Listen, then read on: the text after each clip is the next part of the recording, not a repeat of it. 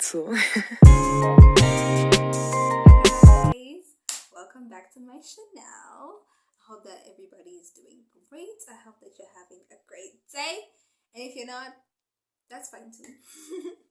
I'm just hoping that this video will put a smile on your face and it'll make your day feel better.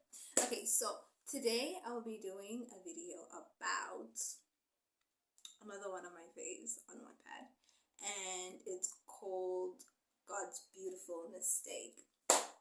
So, title may be a bit misleading to the Christians. I am sorry. It is not anything against God or anything like that. But if you feel uncomfortable, that's okay. You don't have to read the book. But the guys there's some of you guys who are a bit more open-minded to just reading in general, just for the enjoyment, then you might actually like this book. So it's called God's Beautiful Mistake because he sort of made a mistake, but then it worked out in the end. So basically, this is the story. So this is how the story starts. Sorry, my mind went blank there. So basically, the story starts with Aziela, right? I think that's how you say her name. I'm not too sure, but her name is Aziela. If I'm saying it wrong, please somebody in the comment section tell me how to actually say it. So it starts with Aziela. She's an angel, and her mother is the moon goddess Selena, right? Is it Selena or Celine? We'll call her Selena. I forgot her name. So her mother's the moon goddess, and Aziela is like 6,000 years old, I think, but she looks like a 20-year-old girl, right? So she's literally an angel. She is pure in the sense of pure itself. She's as innocent as they come. She's just pure, man, So her mother's very overprotective of her because of her very kind, innocent, submissive nature. And of all the other angels, she is not necessarily looked down on, but some of them look down on her because all the other angels are like warriors and they fight and all of that. Excuse me. But with her, she just wants to play in the garden, play with bunnies and cats, and to play with the little children. She's just not about fights. She's just very peaceful. So one day, God and the other gods and goddesses are having a meeting. So they would normally have all these meetings whenever something wrong is going on and needs to be fixed, or there's some sort of issue that they need to address. So in one of the meetings, then God is talking about how, okay, so before I talk about that, there's Satan, right? Obviously Lucifer himself. And Lucifer had made a demon. And he made this demon because he wanted this demon to sort of protect him, to be his second in command, to basically watch over hell every single time Lucifer feels like there's a lot going on and he just wants to take a break. Danavan deserves a break as well. So he created this demon, and this demon's name is Ezron. So he created him because he wanted to be his second in command, somebody to protect him and stuff like that. He made him extremely powerful, right? He made him very, very powerful. So one day, and Ezron is just like wreaking havoc, as demons do. He's wreaking havoc. He's not listening to Lucifer. He's not doing what Lucifer had created him to do, which is to be his second in command and to look over hell and whatnot. He's just doing his own things. He goes on earth and he wreaks havoc as he pleases. He's done damage in hell itself. He's just all over the place. Ezron is just a lot. So after that, they're having this meeting, And in said meeting, they're discussing how Ezron is just, he's been tied up in hell now because of the things he's been doing. So now they're discussing with, okay, what are we going to do with Ezron? Because he's terrifying, and he's very powerful and we don't know what to do, but he needs to be put under control somehow. And God proposes an idea, and God is like, okay, listen, we could give him a mate, we could give him a mate, and this person could calm him down, because if Ezron has a mate, then he's thinking, okay, everything I do, it's gonna affect my mate. How is my mate gonna feel about this? Because mate bonds, connections, all these things, you know. So and the rest of them are like, yeah, actually that's a good idea. That might actually put him under control, And then he's like, okay, cool. And then the others are like, okay, so who's the mate? Are you gonna make him a mate anytime soon? When can we expect you to be done making this mate and stuff? Because everybody's assuming he's gonna make one for him. And God is just like, she's already made. She's already alive. And then the others are like, okay, who is she then? And then God is like, it's Aziela. And Celine is like, excusez-moi. God, I don't mean to question you. I would never do that. But my daughter, my Aziela, you want to put my Aziela in the arms of that monster? Really? And God is like, listen, Aziela is the sweetest, kindest, most innocent being, not being, she's not a being, she's an angel, creation out there.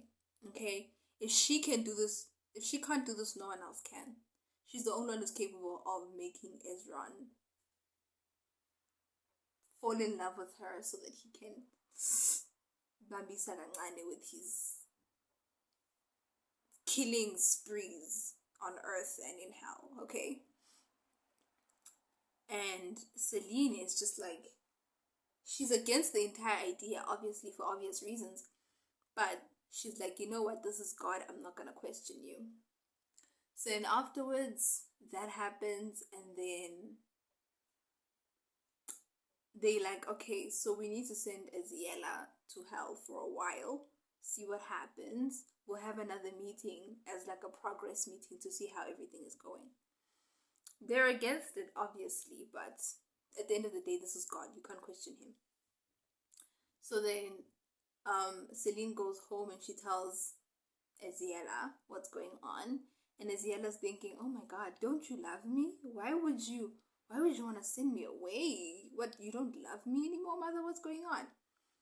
And Celine's like, no, my child, of course I love you. I love you more than anything else. But we just wanted to do this to see what happens. If he treats you badly, I will get you out of there as soon as possible. And you will never see him again. He'll never see you again, trust me. And Aziela's like, okay, fine. So then, this sort of carriage comes to come pick her up. She gets in there with her little suitcase, and she gets in, and gudum gudum gudum gudum gudum. They fly from heaven to hell. When they get to hell, Lucifer is waiting there for her by the gates. They go inside, and Lucifer in his head is like, oh, girl, yeah, ngoba you're going to be dealing with a horrible demon. I made him myself. I know exactly what he's like. So then she goes in, and Ezron was tied up. And before Aziela arrived, Lucifer went to Ezron and is like, okay, listen, God has a mate for you to try and see if we can control you. Don't do anything. Don't try to kill them. And Ezron is like, I'm a demon, dude. That's sort of kind of what I do. It's sort of kind of what I do. Why wouldn't I want to kill her? If I want to kill her, I'll kill her. But I'll kill her only after some time. Because apparently with the maids, if you... What is it? I don't remember, but there's some sort of way that you can gain power from your mate. And he was like, after I have the rest of her power, then I'll kill her. Yeah, basically. And Lucifer's just like, yo, Aishem angsazi, ngikhulumile naye angisazi ukuthi ngiyenzeni. So when Eziela gets there, Ezron has been moved to a bedroom in hell, and that's the bedroom that him and Eziela are gonna stay in. And Eziela gets there in hell. She's looking around and she's seeing just how different it is from heaven. When they get there, Ezron has been, they removed like the shackles on him and they left him there in the room. And then she gets there with her little suitcase and she gets inside the room, and they describe it as a room with, it's been painted a red color, and then the furniture, they explained it but I forgot. So she gets inside the room and Ezron is standing there, but he's not facing her. And she's standing there, she's like, oh, something about this man. Now with her, she's innocent, remember, as innocent as they come. So she's there like, oh my god, he looks a bit terrifying, but not really. He looks big. And he looks like he could be scary, but I'm not scared of him. So then when Ezron turns around and he sees her, boom, Wattpad moment, he's in love. He sees her and he's just talking about how beautiful she is. Like, he's describing her as beautiful in his mind. And he asks her what's her name, and she says it's Eziela. And she asks him his name, and he's like, it's Ezron. And they talk, and then after a while, then he's like, who's your creator? And she's like, Celine. And she asks him who's his creator, Sakor. And he's like, it's Lucifer. And he explains to her, Hore, even though he's my creator, he rejected me. And she starts crying. And she's like, oh my god, you must have felt so sad when he rejected you. And now he's thinking, oh my gosh, she's so pure, I can't kill her.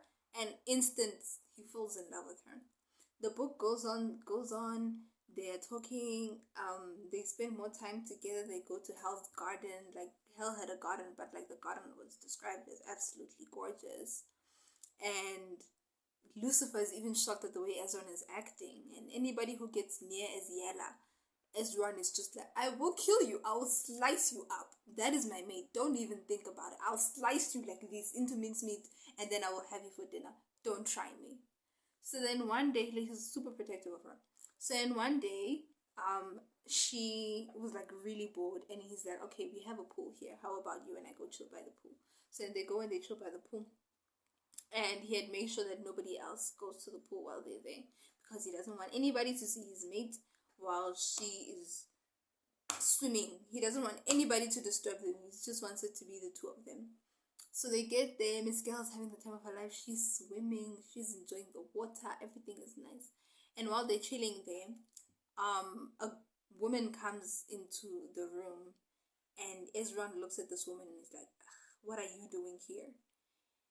And Eziela is like on the other side of the pool, so she's just seeing the interaction. She's not hearing what they're saying. And they're talking, and this woman's name is Amara, and she was Ezron's previous partner, I guess. So she gets there and she's like, oh, so I see you have a little angel by you. And then while Eziela is like swimming to go back to where Ezron was sitting, then it's like, but you don't have to worry about it anyways. She looks at Eziela and she's like, honey, you don't have to waste your time. I'm back now. I'm the one that he wants to be with. So you were just a temporary whatnot. You can leave now. And Eziela's looking at Ezron like, what are you talking about? And Amara keeps saying some other things, and Ezron just gets sick of it and he tells her to leave. And then he's like, snaps his fingers and she's gone. I don't know how, but she's gone. And Eziela approaches him and she's like, what was that? What's going on? Who is she? And he's like, she was my previous partner, let's say. And it's like, oh, okay. Well, she had said, and Amara had proposed the idea of them getting back together, obviously. And it's like, oh, well, she said that she wants to get back with you. I saw you looked like you were thinking about it. Do you want to get back with her? And it's like, no, And she was like, then why did you think about it? And he's like, no, I was just thinking about if I could ever be that person again. And I was like, nah, it's not my life anymore. And she's like, what? She seemed a bit off though. What was she talking about? And he's like, she was a partner of mine. He's like, okay, what type of partner? And then he explains that that type of partner. And she was like, oh, but like he had to keep on elaborating what he meant, you know?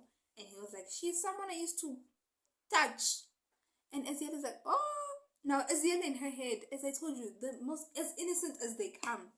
And she's thinking, oh my God, you're out here touching another woman. Oh my Lord Jesus Christ. How could you? Because I had saved myself for my mate.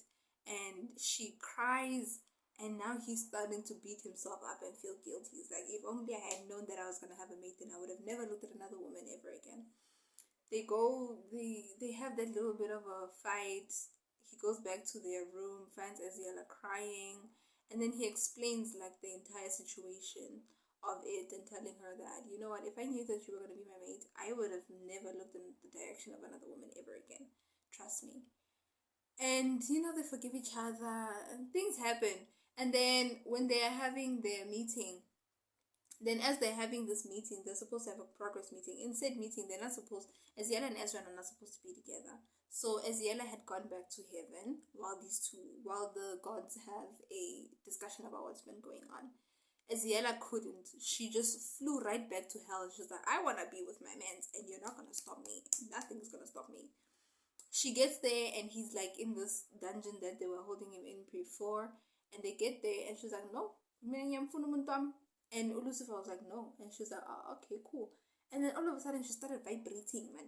And then she started like having all this glitter and all this light around her. And she was like really mad. And then like the glasses started cracking, and it looked like there was a lot going on. The ground started cracking open, and he's like, oh my gosh, she's a lot more powerful than I thought she was. And he's like, okay, fine, you can go to Ezra. Then they chill together until the meeting. In the meeting, they ask Celine, okay, clearly Ezra hasn't been doing anything wrong ever since Aziela came into his life.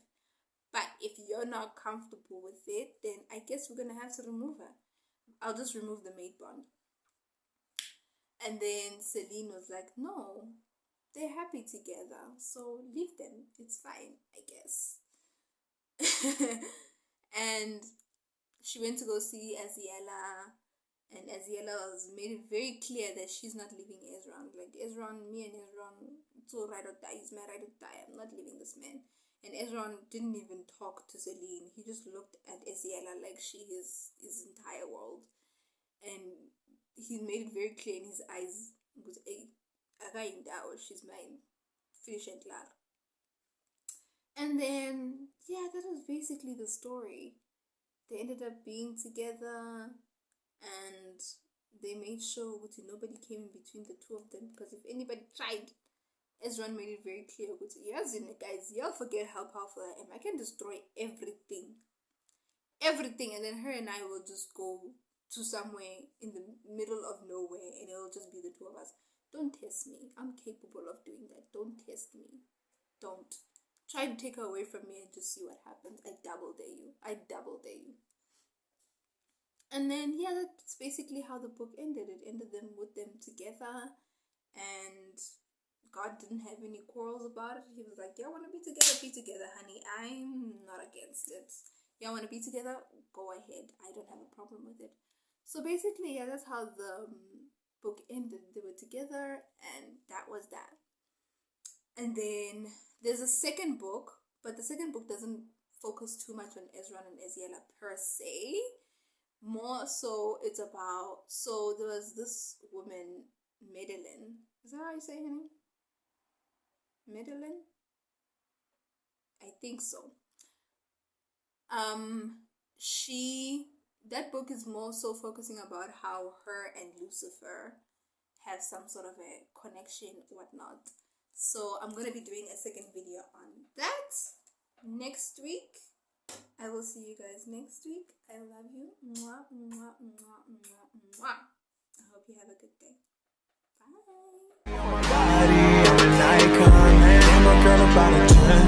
Bye. should fuck her in the Benz.